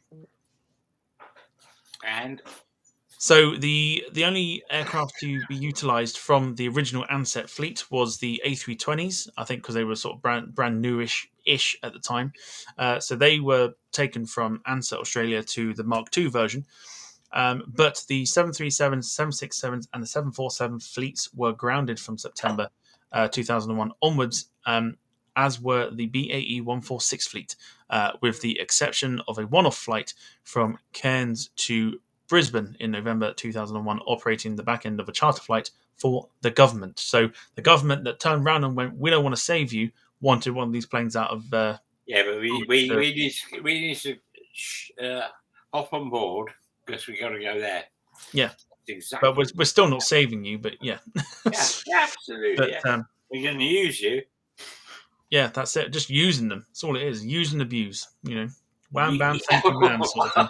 Oh, mate, yeah, absolutely. A wham bam, thank you, ma'am. That's all it is. Yeah. Yeah, two other BAE 146 aircraft were chartered by the federal government in late 2001 during the federal election campaign. Several of the defunct fleet types did operate ferry flights back to Melbourne from wherever they ended up across Australia in the months after the collapse, and operated an occasional test flight around Melbourne to retain currency. Yeah, retain currency.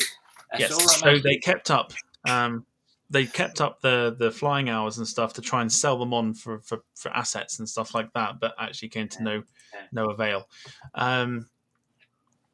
Of the subsidiary fleets, only the former Kendall CRJ 200s did not return to active flying.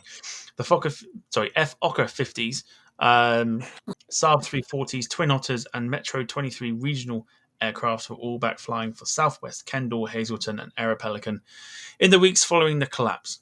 Both Kendall and Hazleton merged to create Regional Express, of course, now known as Rex in Australia, sort of Australia's Ryanair sort of thing, but not as massive. Podcast.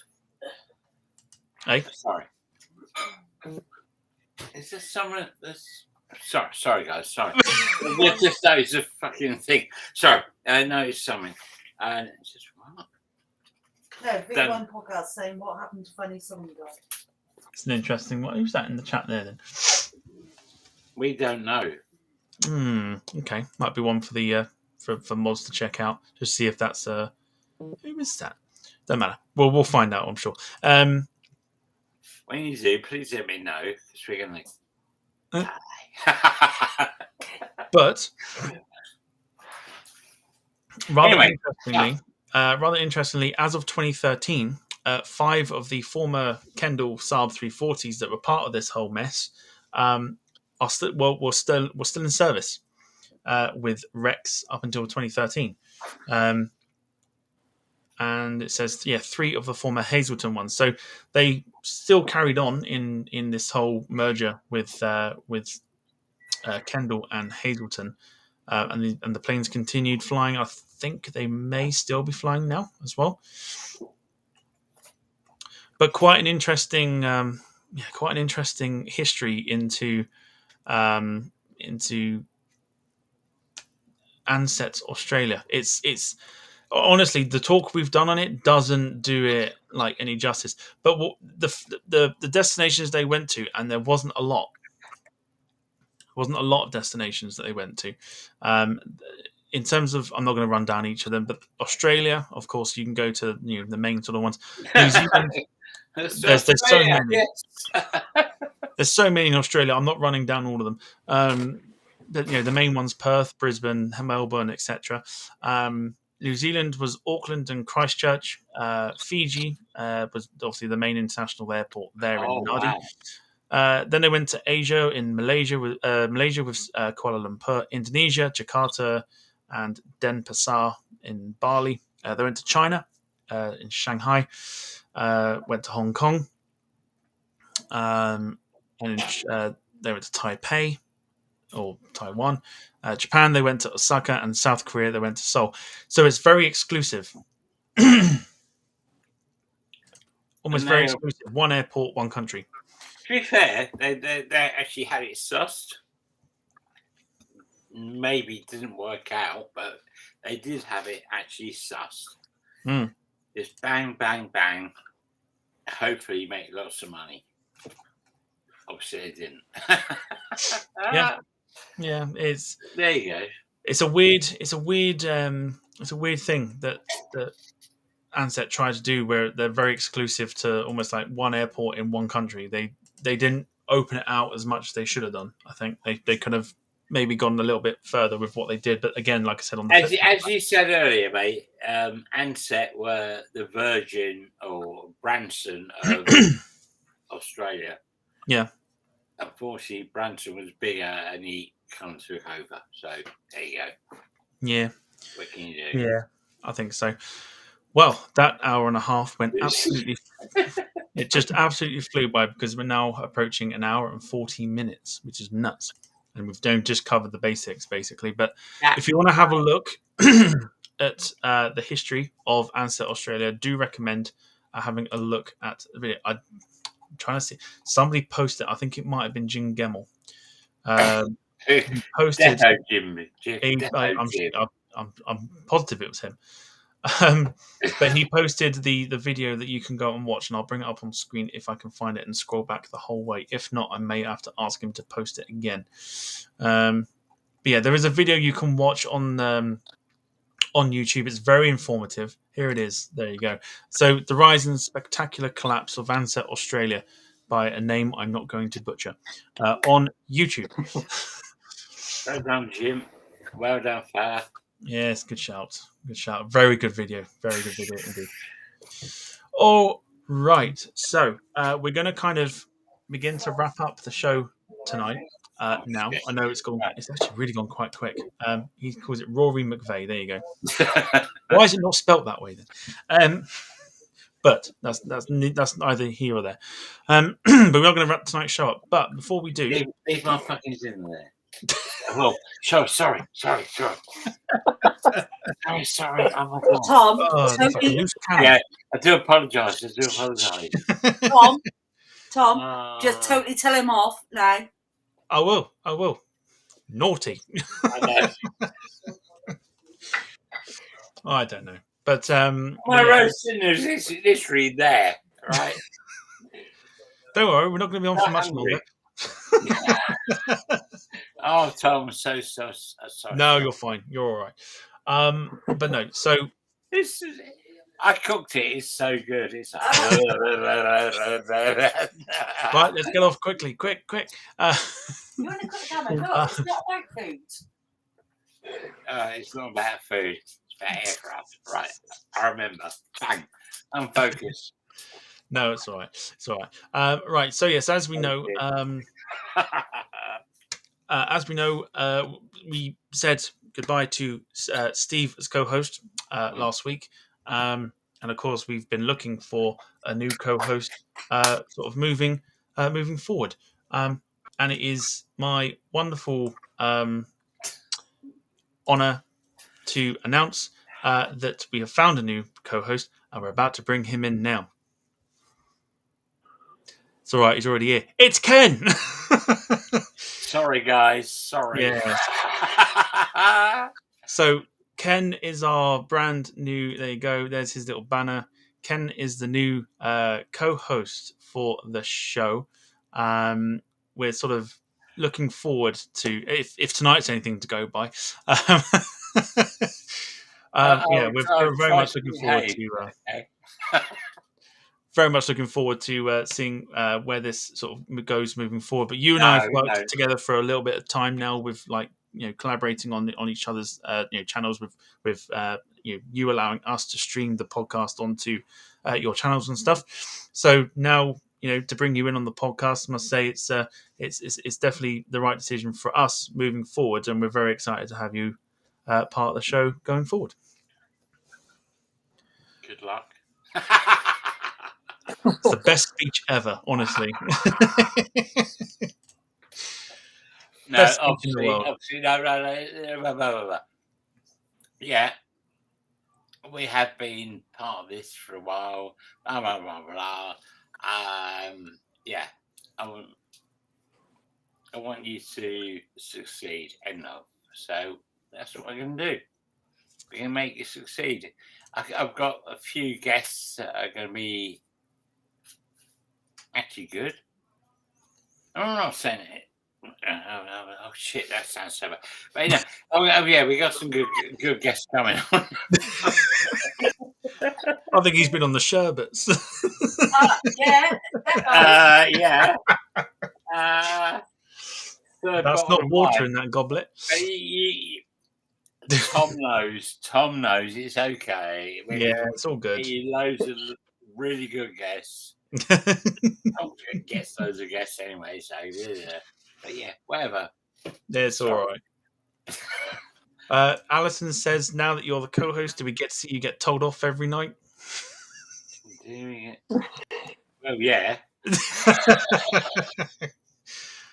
Rob Brown playing Spartan is asking, do we get says, can Ken say cheerio, my lovelies? No, I'm not doing that. No. Fucking love. Ken. I love Ian.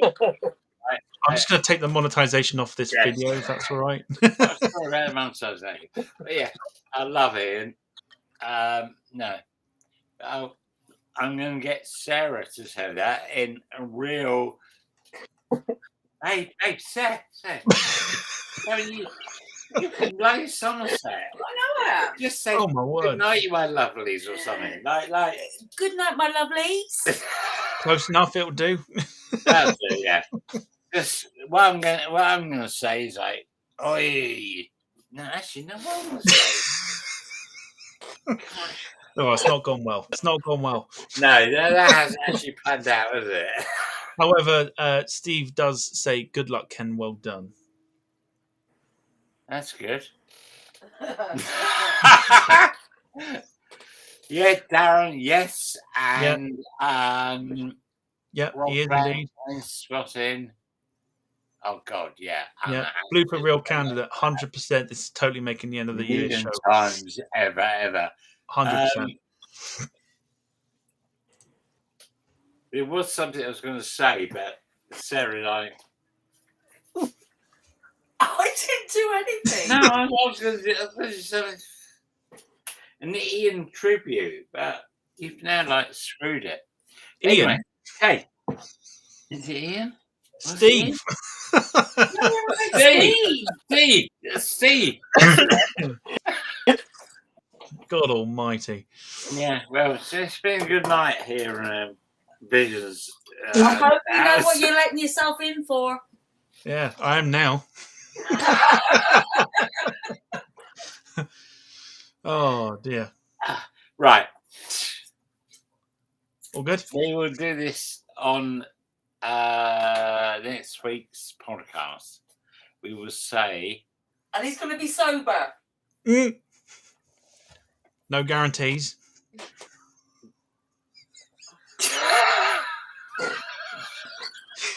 Oh, goodness me. Apparently. Cheers, guys.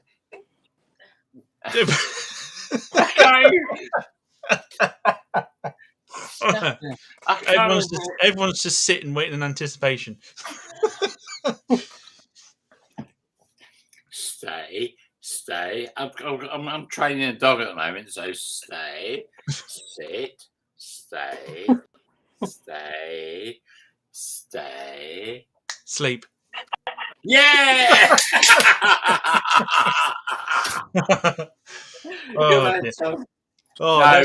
Let's just crack on with some shout outs for you and try and get off this car crash of a stream right now. Yes, it is a car crash. Oh It my is a God. car crash. We love a good, car crash stream. It's all good. All right, let's go with some shout outs. So if anybody in the chat, God help them, if they want to do some shout outs, then do put them into the chat and we'll show them on screen as we do ours. Jack, off you go. You first. Right. So the first shout out I want to give to thank you so much for tonight. It's been an absolute pleasure. To my mum, my dad, my brother, his fiance, just the rest. And for the third one, Rich Goodwin, he came into Bournemouth on Monday, and he let me have a beautiful Pitts S2S. And what can I say about this aircraft? Probably the best propeller aircraft I've seen. So thank you so much, legend. Jack's own picture is now on the screen as well, of course, accompanied by the European Cargo A340s. Very nice picture. And of course, Rich Goodwin is a very nice guy as well. Had him on the show about a month or so ago, I think it was now. Very informative, very, very nice to chat to as well. So, it's a big shout out to him. Nice picture as well, Jack. Good catch. Thank you very much. All right, Ken. All right. Go on then, over to you. Language. I said, Oh, God. no, I said F. I didn't say anything. Right. Big shout out to Jack, because Hey. he's had loads and loads of grief with his thing. Great photographer as well, mate. Love you. Big shout out to Tom. I'm glad you remembered my name.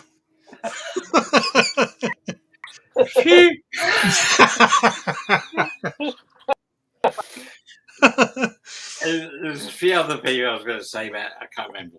But guys, keep doing what you're doing, because you are actually doing something really kind of different in the aviation world with the podcasty things. So go for it.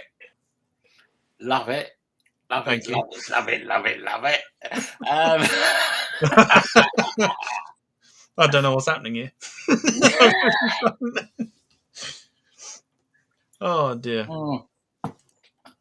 But honestly, Tom, you're doing great with podcasts. Yeah, I know we had a few. Don't matter. You are doing really, really great with this. So let's grow it. Let's make it big. And between me and you, we can get loads and loads and loads and loads and loads of people on. I'm looking forward to it. It should be a lot of fun. And yes, please, Sarah, if you wouldn't mind.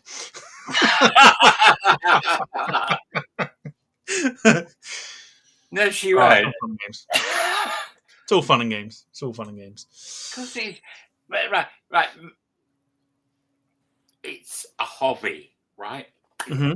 What, drinking? No, well, yeah.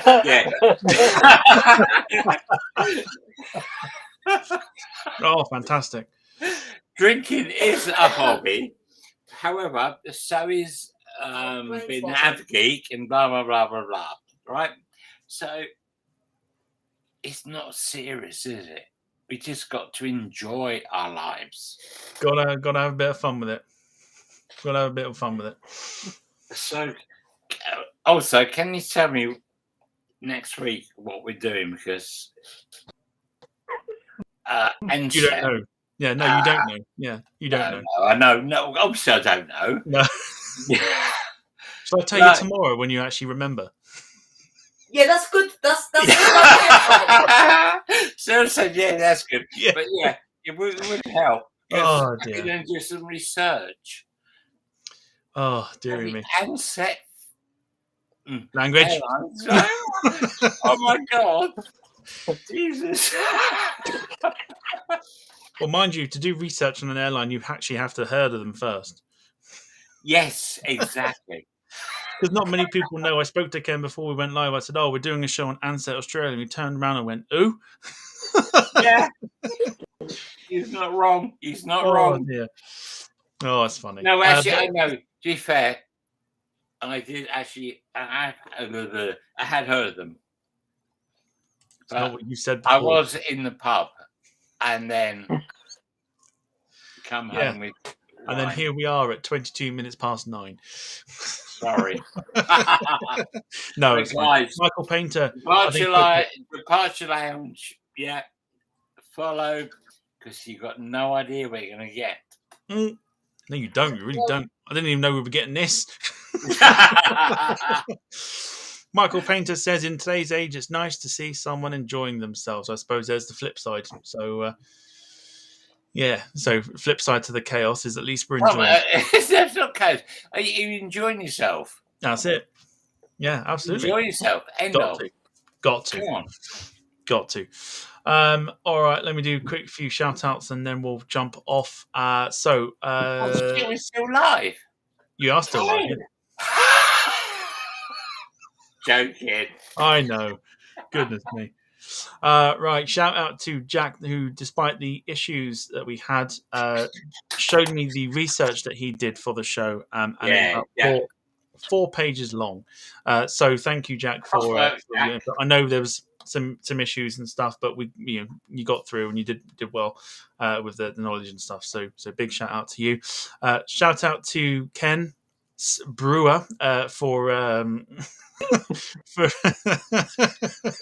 everybody having a laugh. Yeah, that's it. For providing giggles and, of course, as I say, becoming the show's new co-host. Hi, Tom.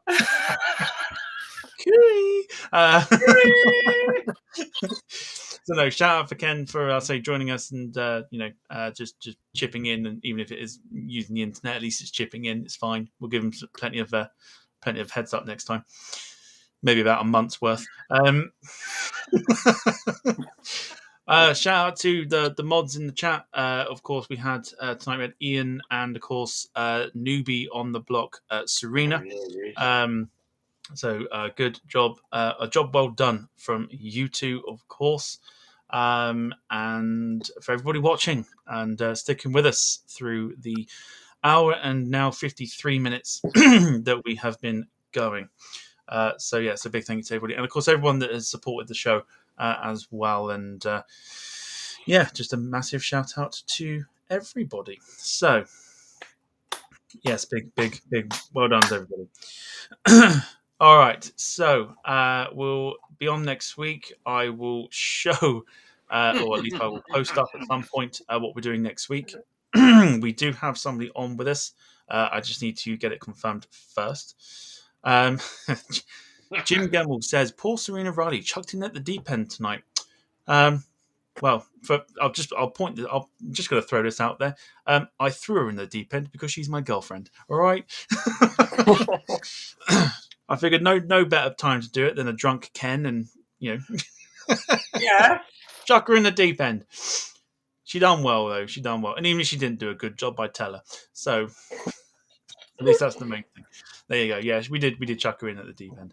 But yeah, so we'll let you know what we're doing next week once I get it all confirmed. And we are here not next Sunday because it's bank holiday. So I'd like to do it on the Monday, if everyone's cool with that. No. Good, because you ain't on it.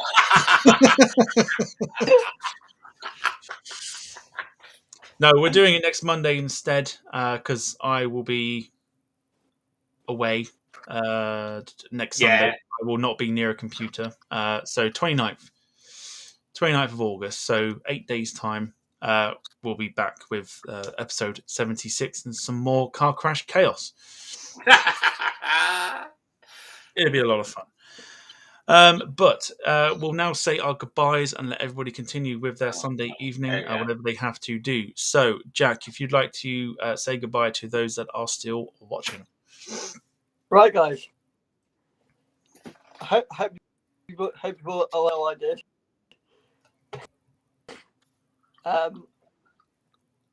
Right. goodbye. Stay sexy, and don't do anything stupid. Goodbye.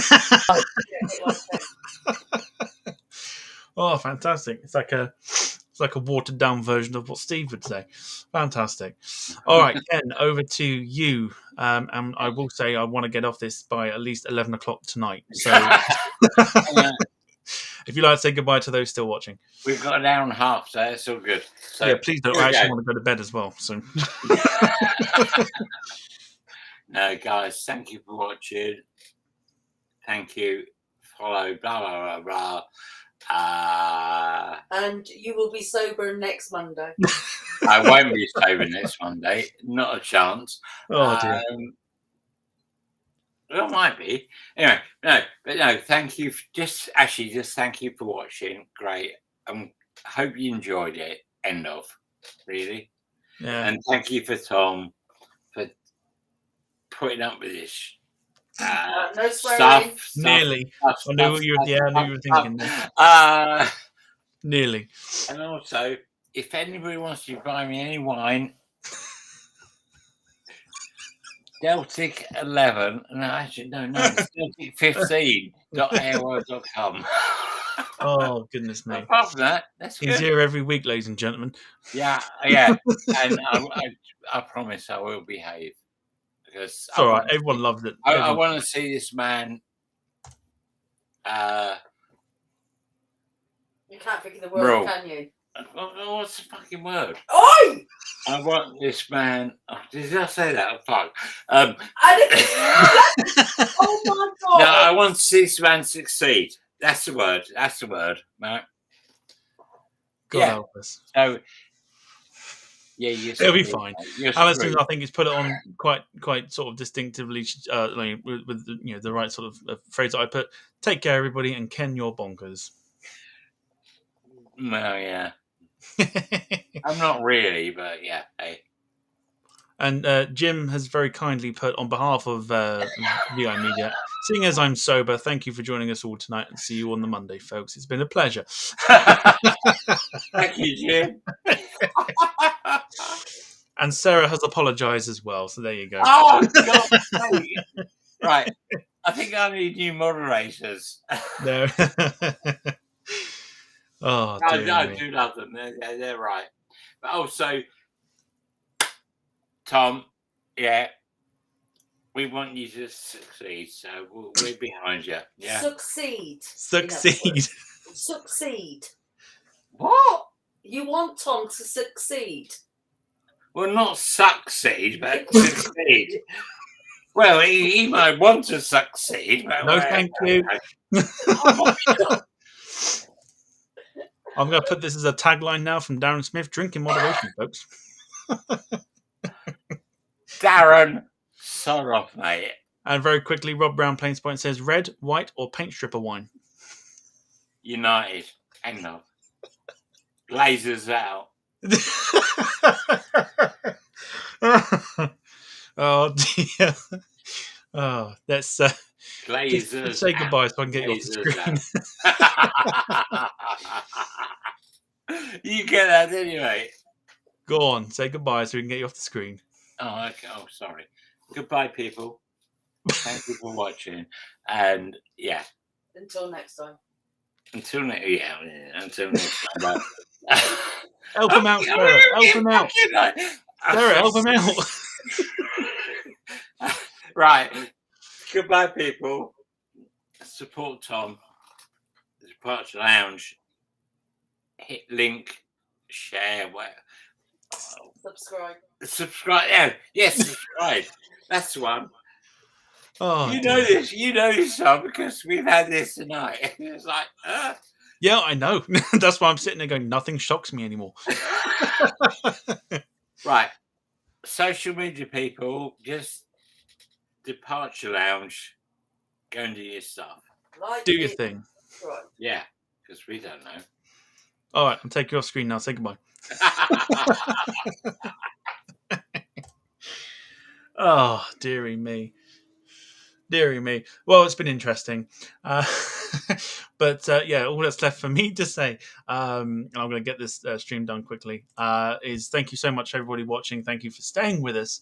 And we'll see you on next Monday at trying to think of a time. Probably 7:30 p.m. If that changes, I will let you know. You can find it in the description below. Follow us on the social media. See you next week. Bye. Bye.